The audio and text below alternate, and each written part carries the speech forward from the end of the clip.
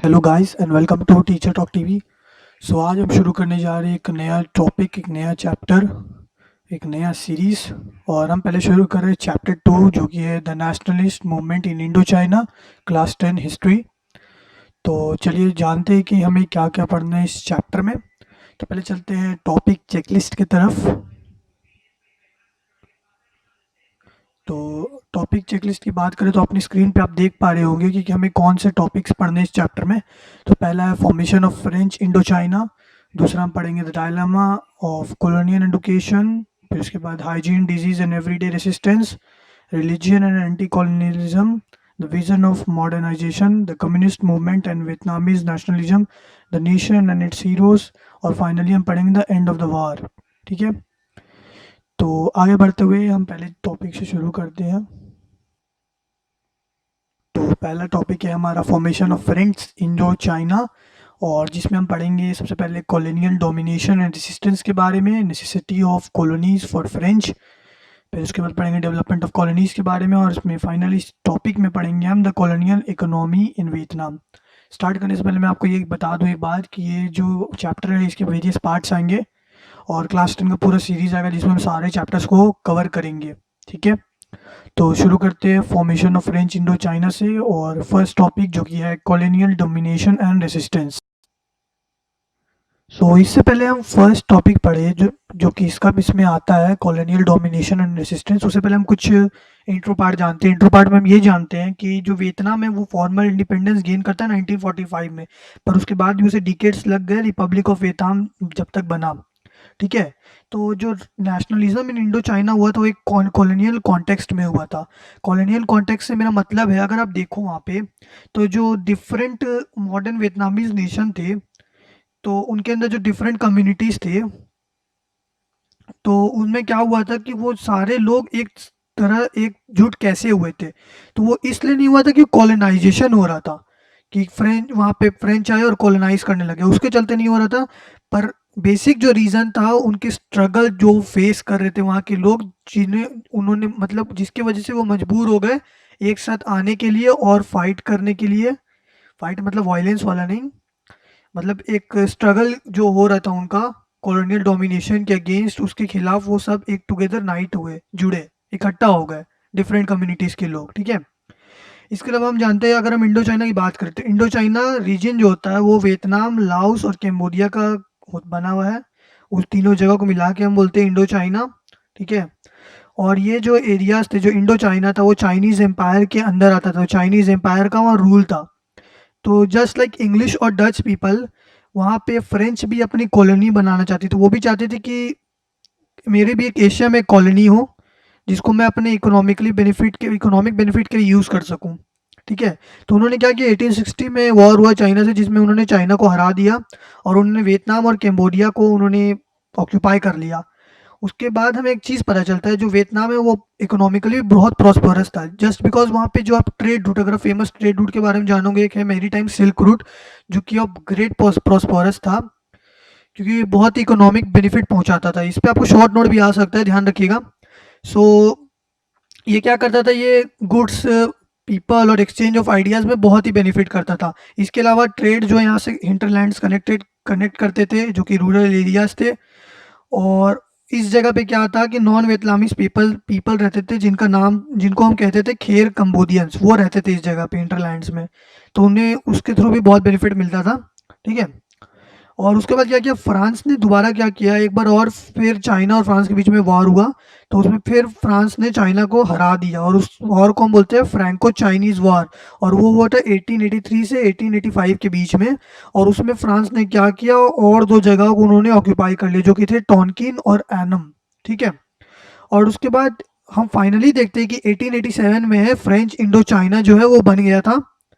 और फ्रांस ने बाद में जाके आगे जाके और थाईलैंड और लाओस, जैसे मैंने बताया था वियतनाम, लाओस और कैम्बोडिया, तो जो लाओस है उसे बाद में लास्ट में जाके उसे भी ऑक्यूपाई कर लिया और थाईलैंड को भी ऑक्यूपाई कर लिया। तो इसके चलते वो क्या कर पाए, एक एशिया में अपना एक बहुत ही स्ट्रॉन्ग एम्पायर बिल्ड कर पा रहे थे।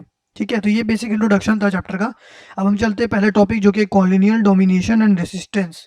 ठीक है, पहले टॉपिक की बात कर ले कॉलोनियल डोमिनेशन एंड रेसिस्टेंस के बारे में, तो हमें ये पता चलता है कि जो फ्रेंच थे उन्होंने क्या करना शुरू कर दिया था, अपने लोगों को वियतनाम में लाना शुरू कर दिया था, जिसकी वजह से कॉन्फ्लिक्ट्स होने लगे थे वहाँ के लोकल पीपल के साथ में। उसके अलावा मोर ऑफ यहाँ पे हम देख पा रहे थे कि फ्रेंच का जो था, फ्रांस फ्रांस के जो लोग मतलब जो फ्रेंच पीपल थे, उनका मिलिट्री और इकोनॉमिक डोमिनेशन वो ज़्यादा था। और इसके अलावा सिर्फ उन्होंने ये नहीं किया कि सिर्फ मिलिट्री और इकोनॉमिक डोमिनेशन किया, बट उन्होंने कल्चर तक चेंज करने की कोशिश की वियतनामीज के लिए, जो कि एक मेजर रीज़न बनता है बाद में जाके नेशनलिज्म इन वियतनाम का। ठीक है, तो ये नेशनलिज्म कैसे उपजा, ये क्या हुआ, धीरे धीरे डिफरेंट सेक्शंस ऑफ सोसाइटी जो थे, पीपल जो थे, जो डिफरेंट सेक्शंस जो पीपल थे वेरियस सोसाइटीज़ के, उन्होंने जैसे जैसे अपने ऊपर कॉन्फ्लिक्ट्स वगैरह फेस की, जैसे जैसे वो ट्रबल फेस करने लगे, तो वो फ्रेंच डोमिनेशन के अगेंस्ट होते गए। तो एक धीरे धीरे नेशनलिज्म की भावना है जो वो डिफरेंट सोसाइटीज़ और डिफरेंट सेक्शंस के बीच में स्प्रेड होना चालू हो चुकी थी सब रीजंस की वजह से। ठीक है, और इसमें क्या हुआ था, फ्रेंच ट्रूप्स जो थे वो वियतनाम में 1858 में लैंड करते हैं, और मिड 1880s उन्होंने एक नॉर्दर्न रीजन में पूरा अपना इस्टेब्लिश कर लिया था कंट्रोल।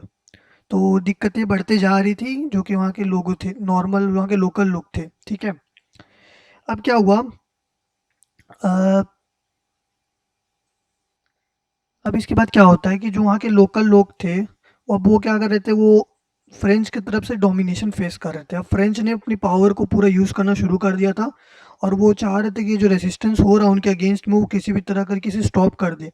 अब इसके वजह से जो वियतनाम के लोग थे वो उन्हें सफ़र करना शुरू कर दिया था, वो बहुत ही सफ़र कर रहे थे इसके चलते। ठीक है, तो ये पहला हमारा इस टॉपिक में था, कॉलोनियल डोमिनेशन एंड रेजिस्टेंस। अब हम आगे बढ़ते हैं, दूसरा टॉपिक है necessity of colonies and for French, sorry, necessity of colonies for French.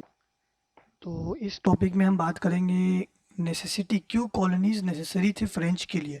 तो अगर हम बेसिक रीजन जाने क्यों ज़रूरी थी, तो हम जानते हैं कि जो कोई भी कॉलोनी डेवलप करता था तो उसका एक ही मेजर रीज़न हुआ करता था कोई भी कंट्री का, वो था इकोनॉमिक बेनिफिट, वो कितना भी कर सके।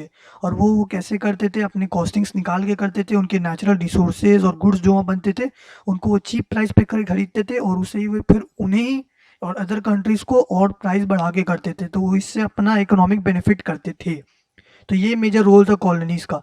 पर जो फ्रेंच ने यहाँ पे फ्रांस के जो कंट्रोल किया था यहाँ पे, तो उन्हें एक प्रॉब्लम हो रही थी कि उन्होंने सोचा कि अगर उन्हें और बेनिफिट करना है तो उन्हें सिविलाइज करना होगा। वो बैकवर्ड देखते थे इन पीपल्स को, वहाँ के लोकल पीपल को। तो फ्रेंच ने क्या किया, वियतनाम में वेरियस डेवलपमेंट टास्क किए। ठीक है, तो उनमें से कुछ क्या था, पहले उन्होंने प्रोडक्शन बढ़ाने के चलते कुछ बहुत कुछ किया, जैसे कि उन्होंने कैनल्स बनाए, फिर उन्होंने लैंड्स बनाए, ड्रेन लैंड्स बनाए। तो इसका एक एग्जांपल, ड्रेन लैंड्स को एग्जांपल भी हमें मिलता है, वो मिलता है मेकोंग डेल्टा ऑफ वियतनाम है, जहाँ पे उन्होंने ये ड्रेन लैंड्स और कैनल्स बनाए, जो कि एग्रीकल्चरल प्रोडक्शन बनाने में बहुत ही बेनिफिट कर रहा था। उसके बाद उन्होंने इरिगेशन वर्क्स बढ़ाए, ठीक है, कैनल्स और बनाए। और फिर वो फोर्स लेबर से उन्होंने क्या किया, उन्होंने अपना राइस प्रोडक्शन बढ़ाया, क्योंकि राइस में वो बहुत बेनिफिट देखते थे। उन्होंने अपना राइस प्रोडक्शन बढ़ाया और उसके एक्सपोर्ट को भी बढ़ाया इंटरनेशनल मार्केट में। तो उसका अगर हम एग्जांपल देखें तो जो उसका प्रोडक्शन था वो 2,74,000 हेक्टर्स हुआ करता था 1873 में, तो बढ़ गया वो 1.1 मिलियन हेक्टर्स हो गया बाई 1900, एंड 2.2 मिलियन हो गया बाई 1930। तो आप देख सकते हो, आप जहाँ समझ सकते हो कि कितना प्रोडक्शन उन्होंने राइस में बढ़ाया, क्योंकि वो इसे एक मेजर सोर्स देखते थे अपना इकोनॉमिक बेनिफिट के लिए। ठीक है, इसके बाद हमें पता चलता है कि वो बाई 1931 वो जो है largest exporter, third largest exporter वो बन चुका था राइस का इन द वर्ल्ड। और वो 2/3 ऑफ द राइस प्रोडक्शन वो बाहर भेजता था, एक्सपोर्ट करता था, जो भी वियतनाम में प्रोड्यूस किए जाते थे। इसके अलावा फ्रेंच अथॉरिटी ने क्या किया, इंफ्रास्ट्रक्चरल प्रोजेक्ट्स भी उन्होंने स्टार्ट कर दिए, उन्होंने गुड्स ट्रांसपोर्ट करना शुरू कर दिया। ठीक है, और इसके अलावा हम देखें तो कई तरह के ट्रेड रूट्स भी बनने लगे, जैसे trans Indochina rail network बन गया था, जिसमें उन्होंने नॉर्दर्न और southern parts of Vietnam and China को जोड़ दिया था। इसके अलावा एक एग्जांपल और मिलता है, उसे लिंक किया गया था यूनान इन चाइना, जिससे कि वो एक ट्रेड के लिए बहुत ही अच्छा था, और वो 1910 से वो बाई 1910 वो कंप्लीट कर दिया गया था। ठीक है, एक और इसका एग्जांपल मिलता है, तो वो क्या हुआ था, उसमें उन्होंने वियतनाम को जो है सियाम, जो कि हम थाईलैंड का ओल्ड नेम है, उससे कनेक्ट कर दिया था, और वो जाता था कैम्बोडियन कैपिटल ऑफ फेनोम फेन के थ्रू। ठीक है, तो ये सब जो भी उन्होंने किया, डेवलपमेंट जितने भी किए उन्होंने, ये अपने इकोनॉमिक बेनिफिट, हर चीज़ उन्होंने इकोनॉमिक बेनिफिट के लिए किया। तो अगर आप मेजर रीज़न जानो कि नेसेसिटी क्या थी, तो मेजर नेसेसिटी यही थी कि उन्हें अपना इकोनॉमिक जो है बेनिफिट बढ़ाना था, अपने कॉस्टिंग्स निकालने थे, अपने वार के कॉस्टिंग्स निकालने थे, जितना हो सके अपने इकोनॉमी को स्ट्रॉन्ग बिल्ड करना था, चाहे उनके इस मकसद के लिए उन्हें कितना भी वियतनाम की इकोनॉमी को गिराना क्यों ना पड़े। ठीक है, तो इससे क्या पता चलता है ना कि बाय 1920 उन्हें हाई लेवल्स ऑफ प्रॉफिट होने लगे। और अब इसके बाद क्या होने लगे, जो फ्रेंच बिजनेसमैन जो वहाँ के आके सेटल होने लग गए थे, और जो बड़े बड़े बिजनेसमैन उन्होंने गवर्नमेंट को प्रेशराइज करना शुरू कर दिया ताकि वो और इंफ्रास्ट्रक्चर बनाए और वो और प्रॉफिट गेन कर सके। बट ये हमें पता चलता है कि बाय 1920 फ्रेंच को जो है बहुत ही हाई प्रॉफिट्स हुए थे। तो अब हम चलते हैं अगले टॉपिक की ओर, जो कि डेवलपमेंट ऑफ कॉलोनीज। तो डेवलपमेंट ऑफ कॉलोनीज क्यों इंपॉर्टेंट थे। ठीक है, तो मेन पर्पस तो हम जान रहे कि जो कॉलोनी डेवलप करने के पीछे उनका जो मेन पर्पस था वो था सर्व करना अपने मदर कंट्री को, इकोनॉमिकली बेनिफिट पहुंचाना। तो इसके संदर्भ में पॉल बर्नर्ड एक एमिनेंट राइटर थे, उन्होंने बताया और उन्होंने सजेस्ट किए थे कुछ चीज़ें जो कि मैं बता रहा हूँ आपको। तो उन्होंने पहले बताया कि जो इकोनॉमी ऑफ वियतनाम है उसे डेवलप करना चाहिए, बिकॉज अगर ऐसा करेंगे तो वो फ्रांस जो उन्हें डेवलप करना चाह रहा था ताकि वो और प्रॉफिट जो है अपने कॉलोनीज से निकाल सके। ठीक है, सो इससे क्या होता है कि अगर जो इकोनॉमी ऑफ द कॉलोनीज जो थे अगर वो डेवलप कर जाते तो उससे जो लोगों का स्टैंडर्ड था लिविंग का वो बढ़ जाता, कमोडिटीज़ का डिमांड बढ़ जाते। ठीक है, और इससे क्या होता है कॉलोनियल पावर जो थी, जो उस टाइम पावर जिसके पास था जो कि फ्रेंच लोग थे, उन्हें और प्रॉफिट होता। और उनका ये भी मानना था साथ साथ कि जो बैरियर्स थे इकोनॉमिक ग्रोथ में, लाइक हाई पॉपुलेशन लेवल, लो एग्रीकल्चर प्रोडक्टिविटी, इनडेप्टेडनेस, ये सब सब हट जाने चाहिए ताकि और बेनिफिट हो पाए उन्हें। इसके अलावा उनका ये भी कहना था कि अगर रूरल पोवर्टी और एग्रीकल्चर प्रोडक्टिविटी बढ़ानी है तो लैंड रिफॉर्म्स जैसा कि जापानीज़ ने किया था 1890s में वो भी उन्हें करना ज़रूरी है, क्योंकि अगर वो ऐसा करते तभी वो अपने बूस्ट कर पाएंगे। साथ ही साथ उनका ये भी मानना था कि इंडस्ट्रियलाइजेशन भी इंपॉर्टेंट है इकोनॉमी को बूस्ट करने के लिए। इससे क्या होगा कि जॉब अपॉर्चुनिटीज़ भी बनेंगे और इकोनॉमिकली उन्हें बहुत बेनिफिट भी होगा और प्रॉफिट भी होगा। ठीक है, तो अब हम बढ़ते हैं अपने लास्ट टॉपिक की ओर, इस टॉपिक में जो कि है the colonial economy in Vietnam. तो जब हम बात करते हैं कॉलोनियल इकोनॉमी इन वियतनाम के बारे में, तो सबसे पहली चीज़ जो आपके मन में, अगर कोई भी, मैंने जैसे पहले बताया कि कोई भी कंट्री है वो अपनी कॉलोनी क्यों इस्टेब्लिश करना चाहेगी दूसरी जगह, वो जस्ट बिकॉज एक ही मोटिव होता है उनका, सिर्फ प्रॉफिट प्रॉफिट प्रॉफिट। ठीक है, तो फ्रेंच जो था उन्होंने सिविलाइज करने के लिए तो बहुत चीज़ें की है, पर साथ ही साथ उन्होंने इंडस्ट्रियलाइज करने के लिए इकोनॉमी को ज़्यादा चीज़ें नहीं की है। दोनों चीज़ अलग अलग है अगर आप देखोगे तो। सिविलाइजेशन का मतलब है उन्होंने पीपल के डेवलपमेंट में बहुत बेनिफिट के लिए, उनके बेनिफिट के लिए बहुत कुछ किया, पर इंडस्ट्रियलाइजेशन के नाम पे उन्होंने कुछ भी नहीं किया। ठीक है, बहुत थोड़ा बहुत किया। तो वो उसके अलावा अपने इकोनॉमिक बेनिफिट के लिए वो क्या किया करते थे, वो करते थे सबसे पहले वो रॉ मटेरियल जितने भी थे, राइस, रबड़, कोल, वो सब सब फ्रांस को एक्सपोर्ट करवा लेते थे एट लो प्राइस। मतलब उन्हें केयर ही नहीं थी कि वियतनाम का इकोनॉमी क्या है क्या नहीं है, वो उन्हें सिर्फ अपनी इकोनॉमी की पड़ी थी। तो वो सब चीज़ों को लो रेट पे एक्सपोर्ट करते थे और उन्हें दूसरे कंट्री पे अपने आप को वो एक्सपोर्ट करवाते थे और फिर वो दूसरे कंट्रीज़ को और हाई रेट पे भेज देते थे। ठीक है, और हमें ये भी पता चलता राइस का कल्टीवेशन और रबर प्लांटेशन इन वियतनाम जो था वो मोस्ट ऑफ देम जो था वो फ्रेंच इलाइट वो लोग उसे ओन किया जाता था। ये वियतनाम पीपल जो लोकल पीपल थे उनके अंडर में नहीं आता था, क्योंकि ये सब बहुत ही प्रॉस्पेरस होते थे ये कल्टीवेशन और प्लांटेशन। इसके अलावा हमें ये भी पता चलता है कि रेल और पोर्ट फैसिलिटीज़ भी जो थी वो बनाई गई थी इस चलते ही सिर्फ, ताकि वो अपना इकोनॉमिक बेनिफिट बढ़ा सके। अब इसके अलावा एक और चीज़ जो इंपॉर्टेंट चीज़ हम जानते हैं कि इंडेंचर्ड लेबर। तो इंडेंचर्ड लेबर का मतलब क्या हो गया, यहाँ पे जो कॉन्ट्रैक्ट्स के अंदर जो लेबर आते हैं उन्हें हम इंडेंचर्ड लेबर्स बोलते हैं। उनके पास कोई स्पेसिफिक राइट नहीं होती, उन्हें कॉन्ट्रैक्ट के अकॉर्डिंग काम करना पड़ता है, और वो अगर ऐसा नहीं करते तो जो उनका मास्टर होता है वो फुल्ली एलिजिबल होता है कि वो उन्हें पनिश कर दे या जेल भेज दे। तो यहाँ पे हम ये भी देखते हैं कि रबर प्लांटेशन में इंडेंचर्ड लेबर का भी यूज़ होने लग गया था मिड 19 सेंचुरी से। तो अगर हम बात करें इस टॉपिक में तो ये अल्टीमेटली हम एक ही चीज़ पता कर चलता है कि जो कॉलोनियल इकोनॉमी जो वियतनाम में थी तो वो सब अपने सिर्फ इकोनॉमिक बेनिफिट के लिए ही कर रही थी। ठीक है दोस्तों, तो पहले टॉपिक को हम यही एंड करते हैं। आशा करता हूँ आपको ये टॉपिक पसंद आया होगा। अब आगे हम नेक्स्ट टॉपिक में पढ़ेंगे अपना सेकंड टॉपिक जो हमारा आने वाला है वो है the dilemma of colonial education.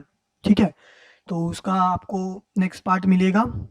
तो आशा करता हूँ आपको ये वीडियो बहुत पसंद आया होगा। अगर वीडियो पसंद आया होगा तो प्लीज़ लाइक शेयर और सब्सक्राइब करें और नोटिफिकेशन की घंटी को बजाना ना भूलें। अगर आपको कोई भी क्वेरीज होंगे तो आप प्लीज़ कमेंट बॉक्स में जाकर टाइप कर दीजिएगा, मैं आपको श्योरली रिप्लाई करूँगा। इसके अलावा मैं आपको बताना चाहूँगा at the end of the chapter ये चैप्टर जैसे ही कंप्लीट होगा तो मैं आपको नोट्स प्रोवाइड कर दूंगा, रीडिंग मटेरियल प्रोवाइड कर दूंगा और प्लस आपको इंपॉर्टेंट क्वेश्चंस दे दूंगा जो कि आपके एग्ज़ाम पॉइंट ऑफ व्यू से बहुत ही इंपॉर्टेंट होंगे। अब मैं बता रहा हूँ, ये भी बताना चाहूँगी, ये सीरीज़ चल रहा है, ये सीरीज़ अब आते रहेगा, रेगुलर इंटरवल्स में वीडियोज़ आते रहेंगे। तो आपको कोई प्रॉब्लम हो तो प्लीज़ कमेंट कीजिएगा और सब्सक्राइब करना ना भूलें हमारा चैनल और नोटिफिकेशन की घंटी को बजाना ना भूलें। So that's all for this video. Thank you guys for watching my video. Hope to see you in my next video. So thank you.